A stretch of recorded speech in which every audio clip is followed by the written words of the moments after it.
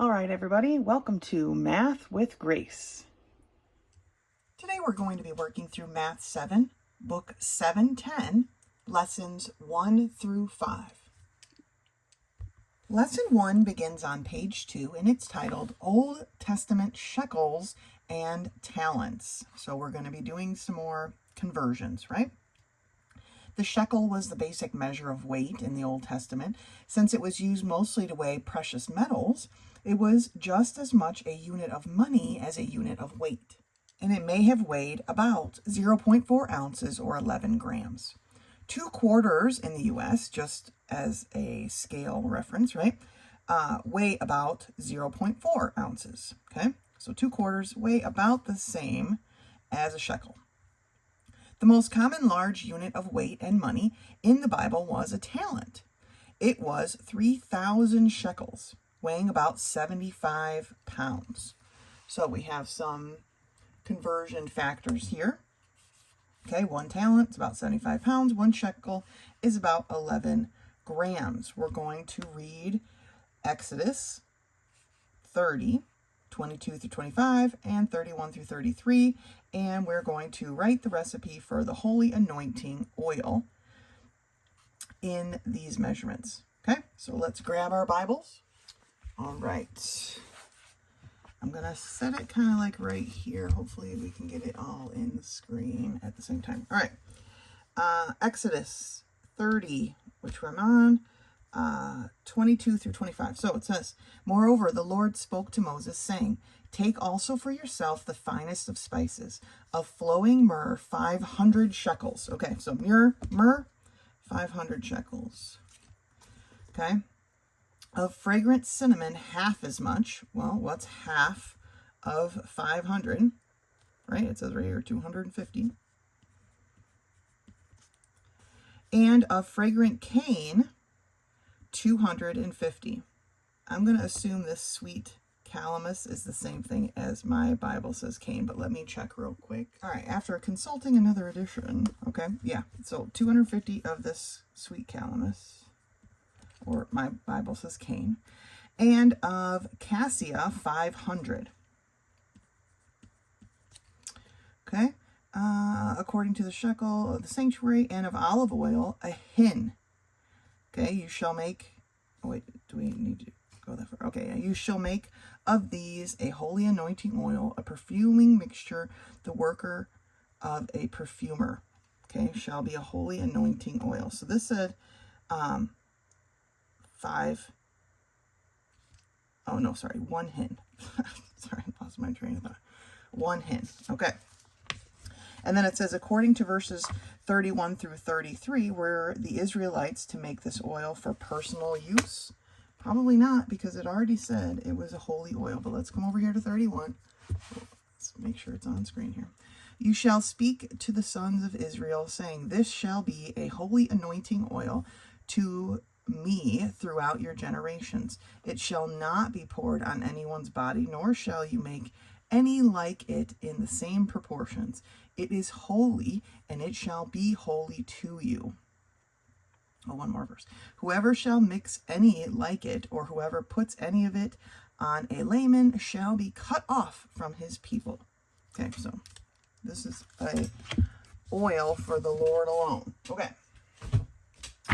That being said, let's go ahead and work through these conversions. Okay.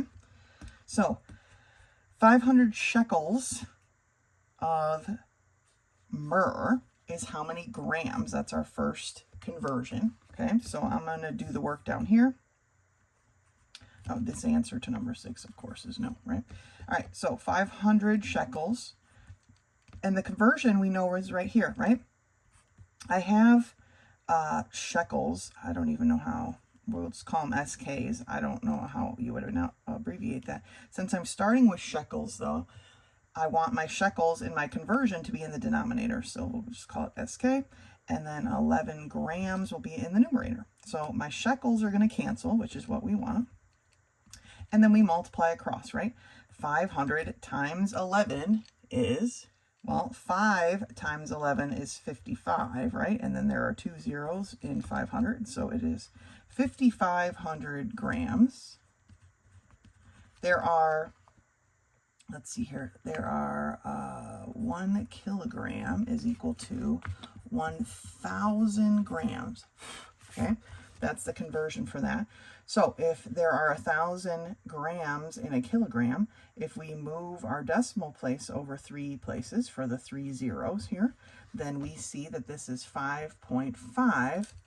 I guess I didn't need a gram, the little G right there. 5.5 kilograms. Okay. So sweet cinnamon, 250. Now it's half, so perhaps we don't, shekels, we don't need to necessarily do the conversion, but let's take a look at setting it up, right? So 250 times 11, it's a little bit of a different, but it is 2,750 grams, okay? Which is half of this. Now again, to change that to kilograms, we're just moving our decimal 3 places. So it is 2.75 kilograms, all right? These are all the same. Weight doesn't matter what you're weighing, right? If something weighs, I forgot a 5. If something weighs 500 shekels, whether it's a brick or a feather, right? It's going to weigh 5,500 grams, and it's going to weigh 5.5 kilograms. Okay, last one, the olive oil, 1 hin. It says here that 1 hin is 3.8 liters, so this is just a 3.8, okay? So those were the ingredients to make this holy anointing oil, all right? Let's take a look at one more. I'm going to set up, we're going to read through it and we'll set it up, but then I'm going to let you do those conversions on your own, okay? So let me grab my Bible and we'll get set up. All right, so we're going to be reading Exodus 38, 24 through 31, and it starts down here. It says, all the gold that was used for the work in all the work of the sanctuary, even the gold of the wave offering, was 29 talents and 730 shekels. So 29 talents and 730 shekels, okay? That was the gold. The silver of those of the congregation who were numbered was 100 talents and 1,775 shekels. So 100 talents and 1,775 shekels, okay? A beka, a head, that is half the shekel according to the shekel of the sanctuary, for each one who passed over, to those who were numbered from the 20-year-olds and upward, for 603,550 men. Okay, the 100 talents of silver were for casting. Okay, I understand that, you know, what it's for, but we need to figure out how much brass was used here. 100 shekels, or overlaid. Okay, the bronze, the wave offering. Okay, so brass, bronze, that's what we're going with here. So the bronze of the wave offering was 70 talents and 2,400 shekels. So 70 talents, 2,400 shekels. Okay, so that's the information we need from the Bible for this particular problem. Okay, and then they want us to change these over, right? We have talents and shekels, and they want us to change it to pounds and ounces, and then pounds and tons. Okay, so let me make sure we have all of the conversions that we need. Okay, the only thing I don't see here that you're going to need, in case you don't know, okay, is what a ton is, because here are the tons, right? So 1 ton is equal to 2,000 pounds. All right, so let's do the gold one together, and then I'll let you do the other ones on your own, so we can go through one of these, how they want it to get converted here. So the gold is how many pounds and how many ounces. So they tell us a talent is 75 pounds. So we have 29 talents. I'm going to do the work here. You can do yours down there. That'll be room, right? So we have 25 talons, and the conversion into pounds is, oh my goodness, is right here, okay? We want our talons in the bottom. So 1 talent is 75 lbs. lb is how you abbreviate pound, okay? My talents cancel, and so I'm going to multiply 29 times 75. Okay, so let's grab our calculator. 29 times 75 is 2,175 pounds. Okay, so 2,175 pounds. Now we're changing our shekel here into ounces. We have 730 shekels, and the conversion is that 1 shekel, which we want in the denominator, since we were given shekels, right, is 0.4 ounces. Our shekels cancel, and we multiply across. So we're multiplying 730 times 0.4, and that is 292 ounces. Okay. I guess there's a couple other conversions we may need. So 16 ounces is 1 pound. So 1 pound, 1 lb is equal to 16 ounces. Okay, we have to change this into pounds because this is more than 16, right? It's not how we talk about measure. Let's talk about time, right? We don't typically say, oh, it's going to take us about 210 minutes. No, we convert it to the larger measurement of hours, right? So we need to do the same thing with this ounces. There's too many ounces here for us not to change it over to pounds, which is this next spot here. Okay, so how many ounces are in, or sorry, how many pounds are in 292 ounces? Well, we're going to divide it by 16 and find out. So 292 divided by 16 is 18.25. Okay, 18.25 pounds, basically, that we need to add to our 2,175 pounds. So adding those together, I have a total of 2,193.25 pounds. Okay? And now they're asking tons. Okay? We are rounding our answer to the nearest whole number. So this is basically 2,193 pounds. And if I were to round that to tons, right, 1 ton is 2,000 pounds. I would divide that by 2,000.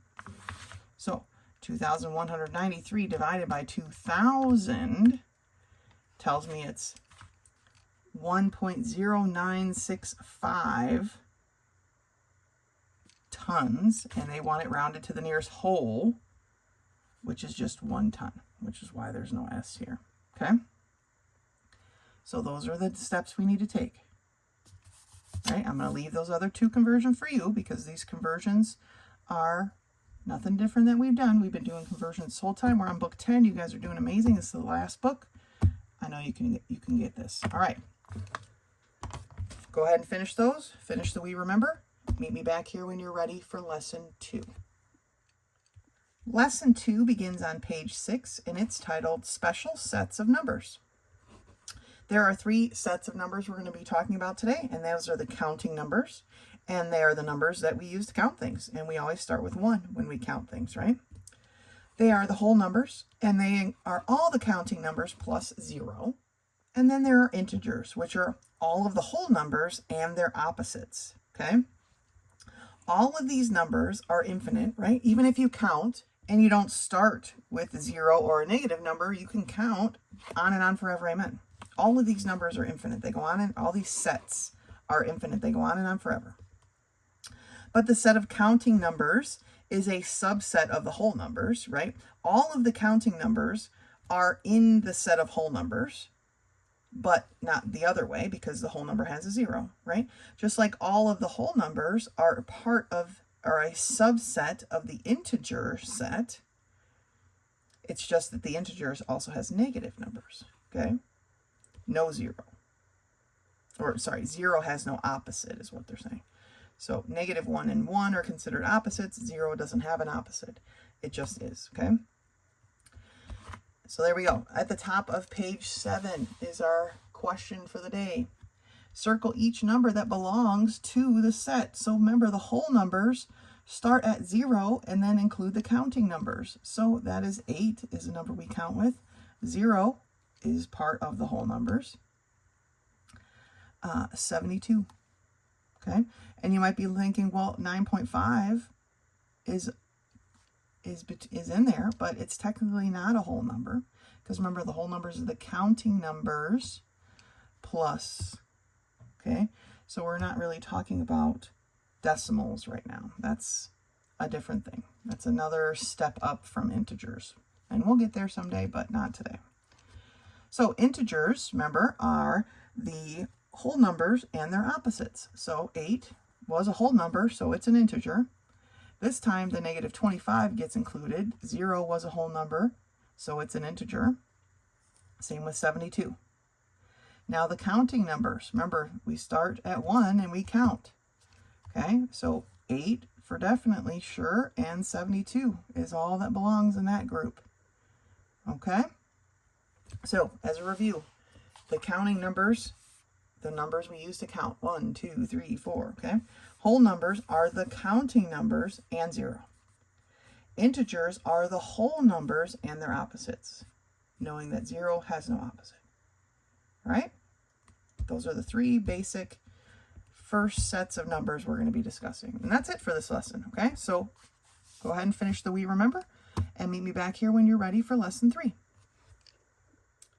Lesson 3 begins on page 12, and it's titled Writing Numbers in Scientific Notation. It says to write a very large or very small rounded number in scientific notation, follow these steps. I feel like maybe these steps are slightly out of order. I don't know, but let's just read through the steps. Move the decimal point until there is only one non-zero digit to the left of it. So for this number here, we would move our decimal place all the way over here. We want to leave one non-zero digit on the left, and then everything else needs to be behind a decimal place. Then it says to drop the extra zeros, but before you do that, you need to count how many places you actually moved your decimal, okay? Because the number of places you moved your decimal is going to be the exponent of your times 10, okay? So if you make a very large number small, that exponent is going to be positive. If you make a very small number larger, because technically moving the decimal here makes this number bigger, then your exponent is going to be negative. That is the very important distinction here. Okay, if I'm taking a big number and I'm making it small, 352,000, I'm changing to 3.52. I'm making a big number smaller. My exponent needs to be positive. If I'm taking 65 10,000ths and making it a 6.5, I'm taking a small number and making it bigger technically, then this needs to be a negative number. Okay, so let's take a look at a couple of these. Write the numbers in scientific notation. So I don't even know what you would call this number if you were to have to write it out in words. It's a lot of decimal spots, right? But what we want to do is move our decimal so that we have one number, one non-zero number to the left. So it's going to be 9.03 times 10 to the something. And what is that something? First of all, is it a positive exponent or negative? Am I taking a big number and making it small, or a small number and making it big? Right, I'm taking a small number, making it big, so it's going to be a negative exponent, and I move my decimal 1, 2, 3, 4, 5, 6, 7, 8 places. So my scientific notation is 9.03 times 10 to the negative 8th. Okay, what about over here? My decimal's here. I am going to move it way over this way, okay? So 1.4 times 10 to the something. Now, I've taken a very large number and I've made it smaller. Therefore, this has to be a positive exponent. And how many places did I move it? I moved it 1, 2, 3, 4, 5, 6, 7, 8, 9, 10, 11 places. 1.4 times 10 to the 11th. Okay, number 2. I have 0.00, a very small number. Okay, I'm moving my decimal, so I have one non-zero digit to the left of my decimal place. So I have 4.2 times 10 to the what? Since I'm taking a tiny number and making it bigger, this has to be a negative. And then how many places? 1, 2, 3, 4, 5, 6 places. 4.2 times 10 to the negative 6th. All right, over here.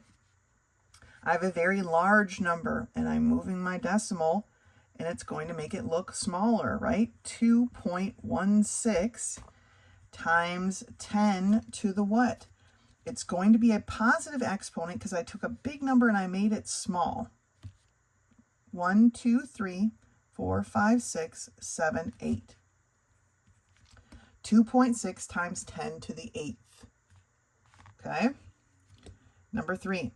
This is a very small number. I'm moving my decimal place here. It's not just going to be a 6 times. It's going to be a 6.0. Okay? Times 10 to the negative, because I took a small number and I made it bigger, 1, 2, 3, 4, 5, 6 points. 6.0 times 10 to the negative 6th. All right, last one. 1 million. 1 million. Okay? I'm moving my decimal, so I have one non-zero digit to the left of the decimal place, but I'm still going to put 1.0. Okay, just like we did here. Times 10 to the positive exponent of 1, 2, 3, 4, 5, 6. Okay, so if I'm taking a tiny, this number is so small and making it seem big, right? 9 is much bigger than this number. Then my exponent is going to be negative. If I'm taking a huge, big number and I'm making it look small, 1.4 seems much smaller than, what is this, 1,000 million billions, right? Then my exponent is going to be positive. And then you just need to count how many places you moved your decimal, how many spaces you actually moved it. Okay, so that's writing scientific, or numbers in scientific notation. Go ahead and finish the We Remember and meet me back here when you're ready for lesson 4. Lesson 4 begins on page 16, and it's titled Unit Price to the Nearest Cent. Now, a lot of people like to think, oh, math is so boring. When will I ever need it? I use this method almost every day, at least a couple times a week when I'm trying to buy something. Okay, finding a unit price is important because it helps you be able to compare, things correctly, so you can find out if you're getting the best price on something. Okay, the cost of one unit or item is called its unit price. If you buy a bag of cookies, the unit price would be per cookie, right? Because there are multiple cookies in the bag, so you figure out the unit price. What is the cost of one cookie? But let's read this example. Rachel has a small egg business of her own. She has a dozen laying hens, and she kept track of how many eggs her chicken laid from a 100-pound bag of feed costing $11.80. The hens laid 228 eggs while consuming this bag of feed. Now, unfortunately, the solving part of the problem goes up onto the next page. So we are going to have to scooch up here, and you're just going to have to look in your book because I can't put the whole thing on the screen at once. Anyway, so it says, what was the feed cost per pound? Okay, well, to figure that out, we take the dollar amount and divide it by the number of pounds. So it's a 100-pound bag of feed, okay? If you were putting this in your calculator, which for these types of problems, I wholeheartedly recommend, right? You would put the dollar amount in first. It's $11.80 for the bag, and then you divide that by 100, okay? And they rounded, so it's about 12 cents per pound. Then it says, what was the feed cost to produce one egg?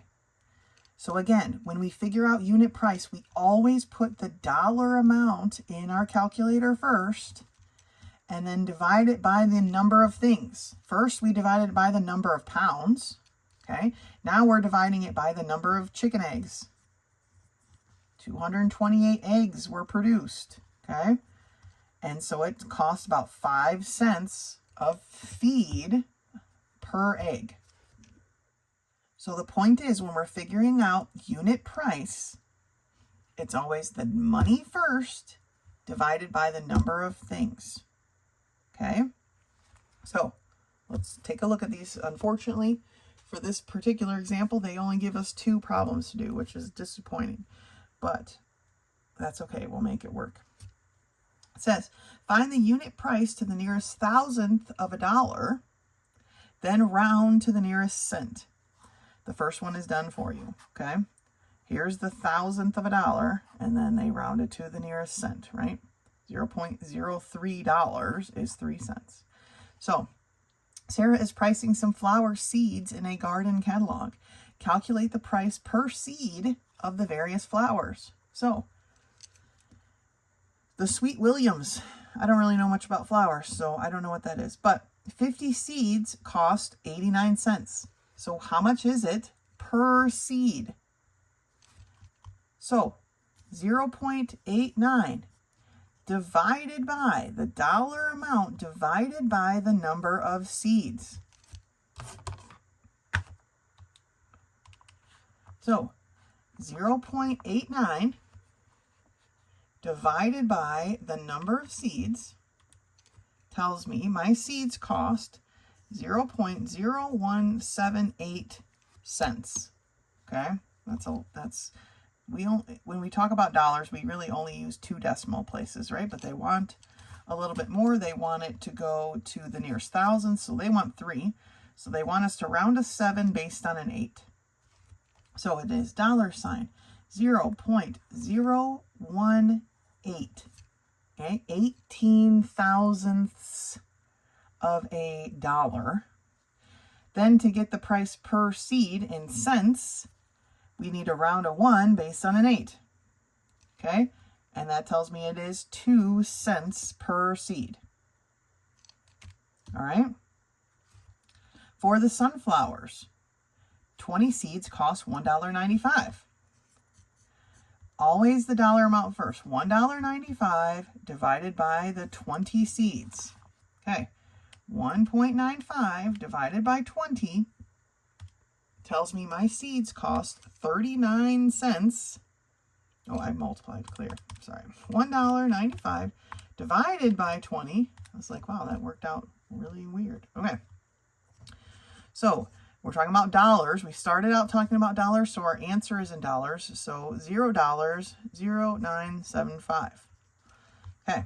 To get to the thousandth of a dollar, we're rounding a 7 based on a 5. The 5 is big enough to bump the 7 up. So this first slot is going to be 0.098. Now to get the price per seed rounded to the nearest cent, we're going to round a 9 based on an 8. And that's going to bump it up to 10 cents per seed, right? The 8 bumps this 9 up to a 10. So this becomes 0.10, which is 10 cents per seed. Okay, so the key takeaway here, when we're talking about unit price, always put the dollar amount in first. Take the dollar divided by the number of things. Okay, so go back to my cookie example.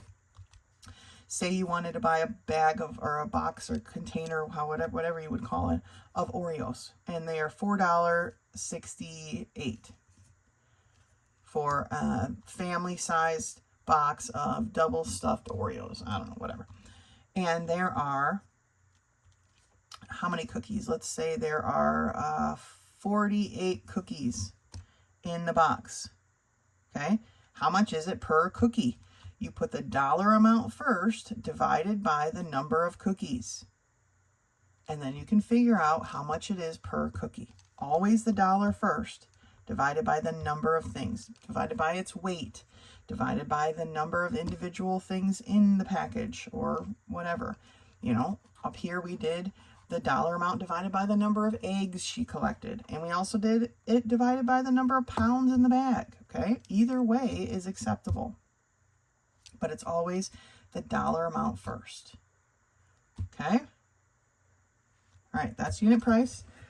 That's it for lesson 4. Finish the We Remember. You'll be ready for your quiz, which is in the back of the book. As always, if you have any questions, please do not hesitate to contact me. Otherwise, until next time.